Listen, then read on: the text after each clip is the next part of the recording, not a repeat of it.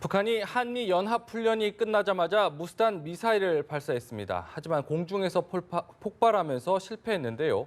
북한이 조만간 추가 도발에 나설 것이란 전망이 우세합니다. 네, 또 태영호 저 공사가 망명을 결심한 이유가 북한 당국의 무리한 간첩 활동 지시 때문이라는 주장도 나왔는데요. 오늘 이와 관련해서 두 분의 전문가와 이야기 나눠보도록 하겠습니다.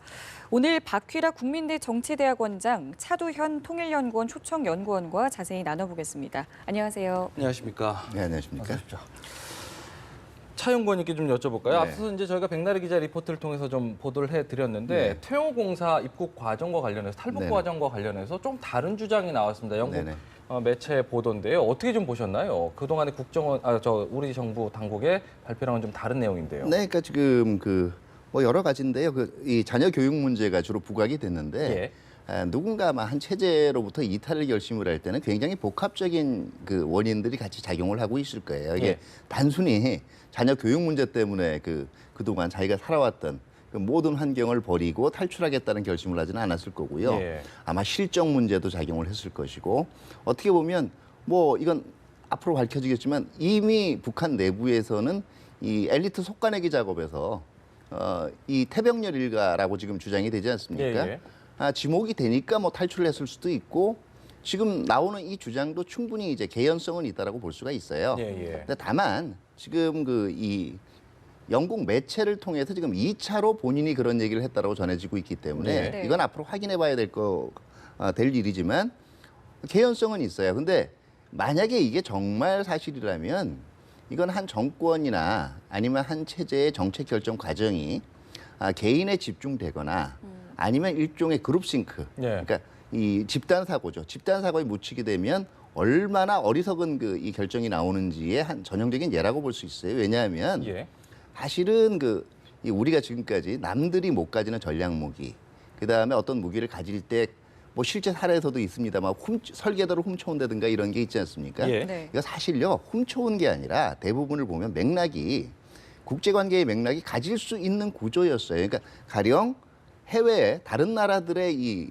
눈길이 있기 때문에 대놓고 팔지는 못합니다. 협조하지는 못하는데 저 국가가 가져도 괜찮아라는 마음을 가질 때는 은근히 이게 이 도난이라든가 다른 방법의 형태를 취해서 건네주기도 하거든요. 그런 사례들이 몇 있어요. 그러니까 이걸 정말 첩보위에서 순수하게 굉장히 기밀성이 높은 전략 무기를 훔쳐올 수 있다라고 보면 이거는 북한의 내부적인 정책 결정 과정이 거의 지금 정상적이 아니다라고 볼 수 있는 한 단초죠.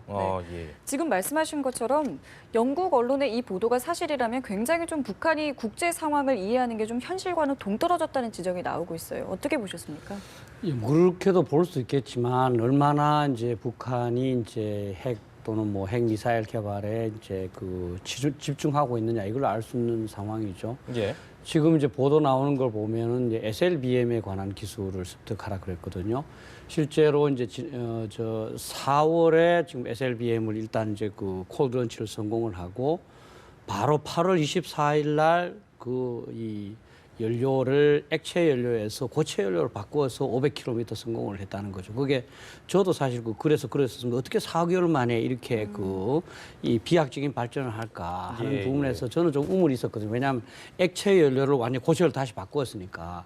그러면서 이제 외국의 전문가와 우리가 국내에도 있습니다만은 그런 분들이 이게 아무래도 중국의 지렁1, 중국의 JL1과 비슷하다. 북한이 지난번에서 온 게. 그 얘기는 영국뿐만 아니라 뭐 러시아, 중국 곳곳에 어떻게든 이 SLBM의 성공을 위한 그런 이 자료의 획득 이걸 굉장히 했을 거란 말입니다. 그래서 어떻게 보면 성공을 해서 지난 8월 24일 날 SLBM 성공했을 수도 있죠. 왜냐하면 SLBM은 미국을 공격할 수 있는 무기고 지금 그것 때문에 지금 미국이 선제 공격이라든지 굉장히 강경했잖아요. 그죠? 굉장히 전략적인 가치가 있는 부분이기 때문에 조금 가볍게 볼 사항은 아닌 것 같습니다. 그러면은 이 같은 요구 사항을 태공사뿐만 아니라 다른 공사들에게도 충분히 요구했을 가능성도 그렇죠. 중국의 있겠군요. 그렇죠. 지금 중국이 이제 개발한 잠수함 발사 SLBM과 같은 형태라고 이제 얘기한다는 것은 중국의 기술이 왔을 수 있다는 것이고 또 이제 뭐 옛날 이제 구소련 시대에 과학자가 많이 있다고 그랬지 않습니까? 그러니까 영국만 절대로 하지는 않죠. 가능한 모든 소스를 통해서 어떤 부족한 부분 그거를 빼내서 빨리 이제 향상시키려고 그랬고 네. 8월 24일 그 성공으로 봐서는 거기에 일정 부분 성공했을 수도 있다 저는 이렇게 봅니다. 예. 자, 이 태용호 공사의 탈북 때문에 일단은 숙청된 것으로 알려졌던 궁서궁 외무성 부상이 네. 어제 한 행사에서 모습을 드러냈습니다. 네. 저희는 숙청이 된 줄 알았는데 이렇게 되면은 그냥 해임으로 봐야 되겠죠. 예, 해임도 숙청이에요. 아. 우리가 일반적으로 예. 숙청이라고 얘기하면 네. 뭐 반드시 이제 스몰이나 요덕에 있는 예, 예. 특수 독재구역에 끌려가거나 아니면 혁명화 교육을 받거나 이걸 숙청이라고 얘기하는데요. 숙청이라고 하는 거는 단순히 직위를 떼는 거에서부터 거기서 2차적으로 이념 교육을 다시 시키는 것까지 아주 다양합니다. 예. 그러니까 일종의 그 책임론에 의해서 숙청됐을 가능성은 분명히 있습니다. 왜냐하면 이 궁서궁이 외무성 내에서 했던 일 자체가 예. 마치 군대로 치면 그 이 뭐 인사 보급 이런 거와 관련된 지원을 다 맡았어요. 그렇기 때문에 아무래도 이 태용호 망명의 네. 책임으로부터는 자유로울 수는 없고요. 뭐 고령이기 때문에 사실 은퇴했을 거다라는 얘기 자체는 제가 네. 보기에는 북한에는 7, 80 넘어서도 현역에서 활동한 사람들이 있기 많이 때문에요. 있죠. 네. 이게 아마 분명히 문책성 인사는 있을 건데 예. 결과적으로 이렇게 계속 숙청을 하다 버리면 예. 그 외교 전문가들이 거의 없어져 버리거든요. 예, 예. 아무리 국제 정세라는 거를 무시하는 북한이라고 해도 네. 그렇게 혹시 대비해서 지금 그 완전히 네.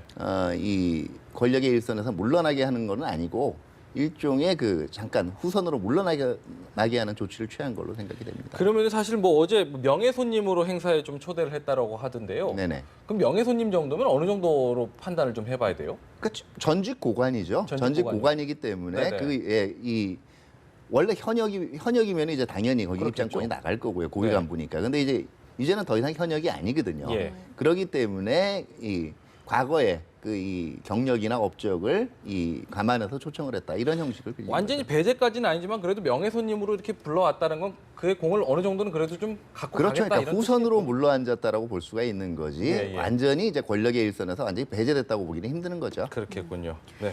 자, 그리고 저희가 이제 북한이 언젠가는 좀 도발을 할 것이다 예상을 계속 해왔는데 일단은 무수단 미사일을 발사를 했습니다. 그리고 결과적으로는 실패를 했는데요. 왜 이 시점에 일단 발사를 했다고 보시나요? 그래서 제가 이제 그 항상 도발과 도발적 행위를 좀 구분하자 그렇게 얘기했습니다. 예. 도발이라는 것은 우리한테 간첩을 보낸다든지 뭐 우리한테 포수 온다든지 우리한테 직접 위해를 가하는 직접적인 거고요. 예. 거예요. 핵실험이나 미사일 시험 발사는 도발적 행위지만 우리하고 직접적인 관련은 안 돼 있는 거죠, 사실은. 그 자체가 나중에 우리한테 이제 그 도발을 할 수 있는 예, 거지만 예. 그렇게 보면 그 도발적 행위가 우리는 자꾸 이제 지난번에도 우리 차 박사 똑같은 그런 이야기를 했었는데 어떤 이벤트에 맞추는다고 생각하는데 저는 네네. 그런 가능성은 별로 없고요. 이번 그 어떤 무수단 미사일 같은 경우에도 지난번 성공을 했는데 또 동일하게는 안 했을 겁니다. 예를 들면 뭐 이제 지난번 잠수함 발사 미사일이 고체 연료로 성공을 했으니까 지금까지 이 액체 연료가 좀 불안정성이 많거든요. 그걸 고체 연료로 바꾸었다든지 또 뭐 다른 이제 ICBM으로 도약하기 위한 또 뭐 어떤 엔진을 더욱더 강력한 엔진을 뭐 예를 들어서 2개를 4개로 늘렸다든지 나름대로 어떤 그 군사적인 성능 향상을 위한 그런 테스트를 하다가 실패를 했지 그냥 동일하게 뭐 예를 들어서 뭐 러셀 차관보가 이제 뭐 김정은 죽을 수도 있다 이런 말 하니까 바로 그 다음 날 이렇게 하는 이런 식은 저는 아니라고 생각합니다. 네, 네. 그렇다면은 다른 부분을 좀 한번 해석해 보고 싶은데 이번에 실패했다면 그 기술적인 부분이었을까요? 어떤 부분이 좀 컸을까요? 예, 저는 기술적인 부분이 있지 않았을까. 네. 제가 지난번에도 말씀했지만 이제 그냥 그 재래식 미사일은 쏴서 그 자리에서 실패를 한다 하더라도 예. 몇 사람이 죽고 마는 거지만 예. 만약 핵탄두를 장착을 했다고 했을 때는 예. 그게 잘못된 거에 핵이 터질 수도 있잖아요. 그죠? 네네. 이런 차원에서 신뢰성 예. 이제 계속 쐈을 때 고장 없이 나가는 게 중요하거든요. 그런 네. 면에서 액체 연료가 항상 문제점이 있습니다. 그러면 저는 이제 8월 24일 날 그 잠수함 발사하면서 SLBM을 고체 연료를 받고 성공했거든요. 예. 사실 이제 무수단 미사일이 이제 소련 당시 R-27이라는 잠수함 발사 미사일 SLBM을 땅에서 쏘는 거거든요. 예, 예. 그렇다면 제가 고체 연료를 이제 이런 무수단 미사일 같은 그 지대지 그 탄도미사일 전용할 수도 있다. 예, 예. 그런 차원에서 이제 했을 수도 있고 또 이제 가장 중요한 거는 이제 그 엔진 엔진을 지난번 시험도 했습니다만은 강력한 엔진을 해야 되거든요. 그리고 예를 들어서 엔진을 뭐 하나 정도, 2개 정도 하는 건 괜찮아. 만약에 4개를 만약에 동일한 걸 조립해서 힘을 많이 한다면 이 4개가 전부 균형이 맞은 상태에서 엔진 분사가 돼야 되지 않겠습니까? 예, 그죠? 예. 그게 사실은 굉장히 어렵지 않겠습니까? 예, 예. 그래서 이런 어떤 그 기술적인 좀 더 다음 단계를 테이크오프하기 위한 예. 그런 시도의 가능성이 높다는 거죠. 또 하나의 변화를 좀 찾아보자면요. 이전과는 발사했던 장소가 달라졌습니다. 여기에도 어떤 차이가 있을까요? 네, 일단은 제가 보기에는 다양한 시도를, 그러니까 기술적인 결함도 있지만은요. 원래 무수단을 설계할 때, 이 기대하고 있었던 성능 이외에 굉장히 다양한 실험을 해보고 있는 것도, 그러니까 원래 그 목적으로 안 쓰게 된 거를 고각 발사한다든가 예. 이렇게 되니까 이 실패 가능성이 높아진다고 볼 수가 있어요. 그러니까 재진입 기술을 보여주겠다든가 그런 시도 때문에 이 실패가 계속되고 있는 것도 원인이 있고요. 예. 제가 볼 때는 주로 원산 일대에서 발사하다가 네. 내륙으로 옮겼다는 얘기는요. 예. 결국 이게 이제 이동식 미사일이라는 특성을 강조를 하는 거예요. 어느 예. 지역에서도 쏠 수 있다는 걸 보여준다는 의미고요. 네. 뭐 일부에서는 이제 이 무수단을 가지고 결국은 이제 한국도 겨냥하고 있기 때문에 더 안쪽으로. 근데 사실은요. 한국 그 지역을 겨냥을 하려면 노동 가지고 충분해요. 스쿼드 2R이나. 예. 그렇기 때문에 이거는 아마 제가 보기에는 이 고각 발사를 통해서 한국 쪽에도 떨어질 수 있다는 걸 보여주는 것보다는 이 이동식 발사대 이동성이란 걸 과시하기 위한 그리고 그걸 실험해 보기 위한 조치가 더 크지 않나 생각을 합니다. 얼마든지 기습적으로 우리가 옮겨다니면서 공격을 할 수 있다. 네, 이런 그렇죠. 부분을 좀 강조하기 예. 위한 부분이겠군요. 예. 그런데 무수단 미사일 발사가 지금 7번째라고 들었는데 성공한 게 한 번밖에 없다라고 하지 않습니까?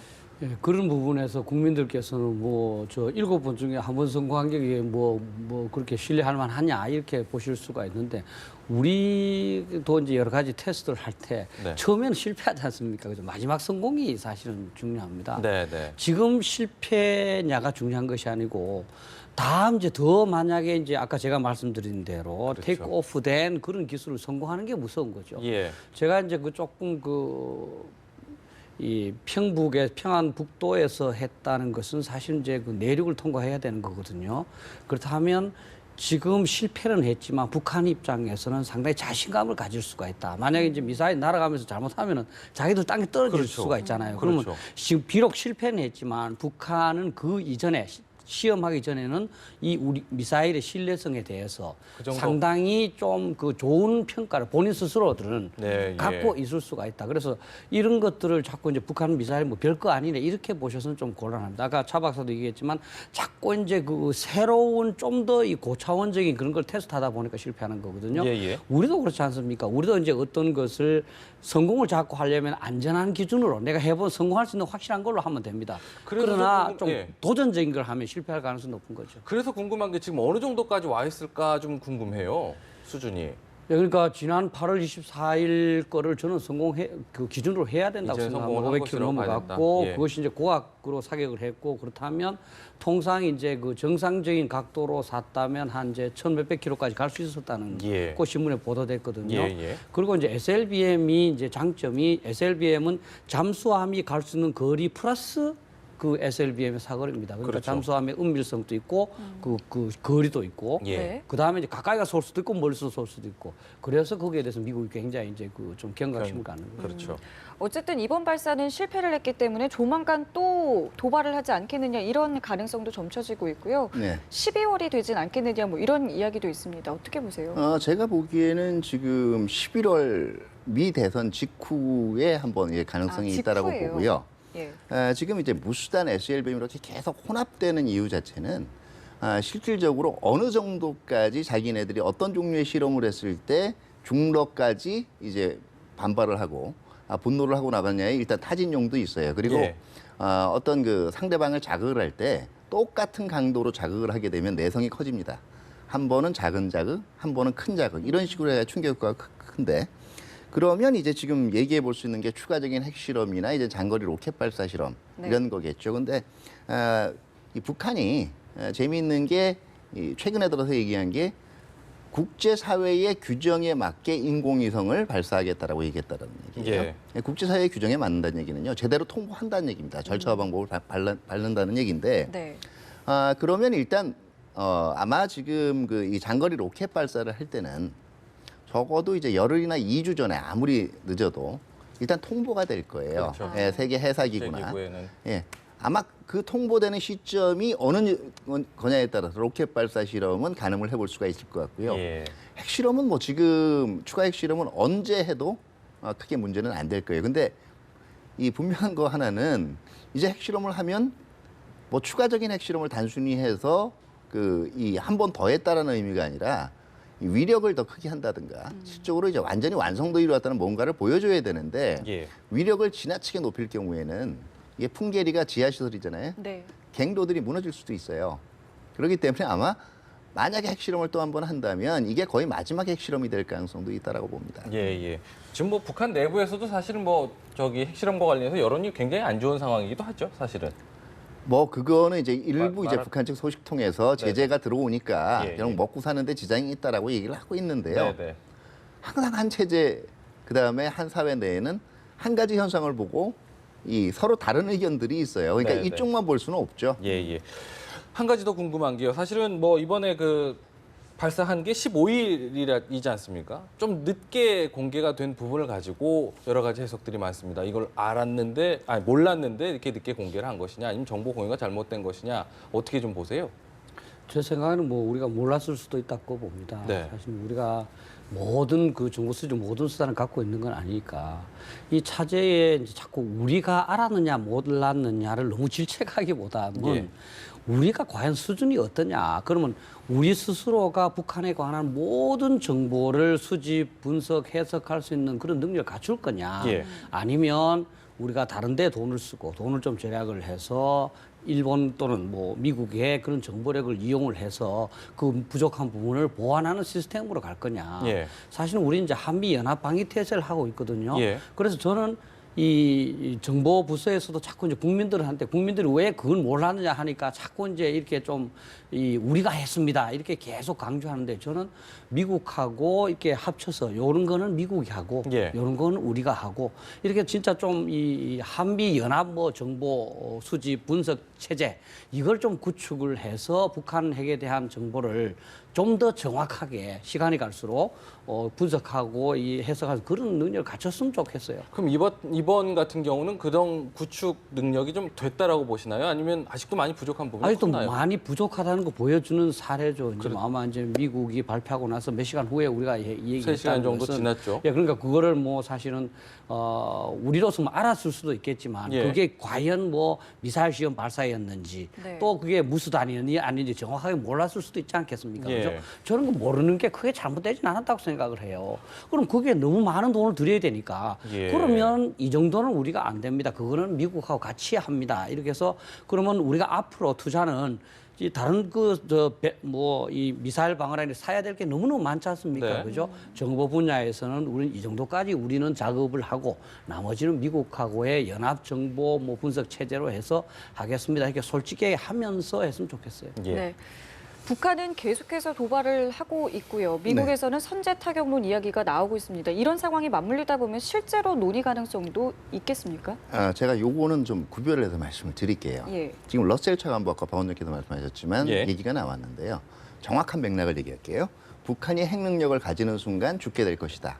이 앞뒤 맥락을 딱 잘라먹고 보도가 됐어요. 국내 매체예요. 어떤 얘기냐면 북한이 이 조만간 핵 능력을 가지게 되면 그리고 가지게 돼서 한국을 공격을 했을 때 그들은 곧바로 죽게 될 것이다.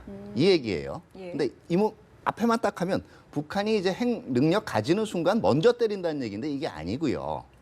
선제 타격의 경우도 사실은 이 도발이란 프로보케이션이라는 걸 보는 한미의 시각차예요. 좀 우리가 어떤 면에서는 말을 정확하게 써야 되는데 이 전략적 도발이라는 말을 써가지고 실험하는 것도 이제 도발이라고 얘기한단 말이에요. 그러다 보니까 한국 내에서는 이제 한 번만 더 실험하면 이제 가서 이게 아니고요. 탄두를 장착을 해서 실질적으로 공격 징후가 보일 때 선제 타격을 할 수도 있다라는 얘기지. 아까 말씀하신 도발과 도발적 행위를 구분할 수 좀 있는 예, 거군요. 그러니까 그랬으면 좋겠어요. 제가 예. 보기에는 왜냐하면은요. 경각심을 가질 필요는 있는데요. 예. 북한 위협에 대해서 분명히 경각심 가져야 됩니다. 그런데 이 부분에 대해서 이런 확대 해석들이 너무 많아지면요. 이게 오히려 안보 의식을 해이시켜버려요. 늑대 소년이 돼버리거든요. 예. 그렇기 때문에 저는 이 부분도 우리 언론들이나 이게 표현할 때 좀 주의를 해야 된다고 생각합니다. 예. 제가 좀 추가하고 싶은 게 제가 사실 뭐 이 분야에 조금 논문도 쓰고 좀 연구를 했는데 이론적으로 선제라는 것은 영어로는 preemptive라고 그래요. preemptive strike라고 그러는데 그거는 상대방이 공격할 징후가 명확할 때. 네. 그러니까 사실은 이제 그 당시에 그 3차 핵실험제 정승조 합참의장이 뭐라고 그랬냐면 상대가 핵 미사일을 쏘면 공격받은 다음에 우리가 또다시 반격해야 될 거 아니냐. 예. 그건 핵 공격을 받고 반격해봐 소용없으니 핵 공격이 명확하면 그 전에 때리는 건 당연한 거 아니냐. 그래서 킬체인이 나오게 됩니다. 예. 그거는 전 세계가 다 허용되고 있습니다. 공감하는 부분이고요. 예. 다만 문제는 뭐냐면 이게 굉장히 어렵다는 거죠. 보십시오. 자, 상대가 공격 가르쳐주지도 않을 뿐만 아니라 그렇죠. 그 짧은 시간에 공격을 준비하는 거, 그 다음에 실제 공격하기 시간에 그 얼마 될지 모르지만 예를 들어 30분이 된다 하더라도 30분 내에 성공할 수가 없지 않습니까? 그런데 예. 핵은 워낙 피해가 크니까 예. 공격받고 해봐 소용없으니까 그 전에 하는 거는 이제 이론적으로는 preventive strike라고 그럽니다. 예방 타격, 예방 공격. 근데 사실 예방 공격이라고 말은 하지만 대부분이 그러면 언제부터가 예방 공격이냐. 지금 또 사실은 공격해버리면 되는 거 아니야. 이렇게 되잖아요. 예. 그죠? 네. 예, 그러니까 이제 그런 거는 국제적으로는 이건 좀 곤란하다. 너무 애매하기 때문에 좀 허용을 안 하는 거죠. 그러니까 미국도 전부 이제 예방 공격의 차원에 해당되는 것도 프리엠프티브라고 그럽니다. 선제 타격이라고 말하는 거죠. 사실은 이제 뭐 옛날 테러 분자들이 모의하고 있으면 때리겠다. 이건 예방이거든요. 그것도 이제 그다음에 이라크에 대한 공격 2003년도 그것도 이라크가 핵 무기를 개발했을 수도 있다. 미국을 공격하려고 하는 게 아니잖아요. 그런데 해버려요. 그렇지만 그때도 선제 공격이라고 얘기했습니다. 그게 조금 헷갈립니다. 그런데 선제 실제로 핵 공격 지구가 명확할 때는 당연히 해야 되는 겁니다. 지금 우리 킬체인이 지향하고 있는 바고.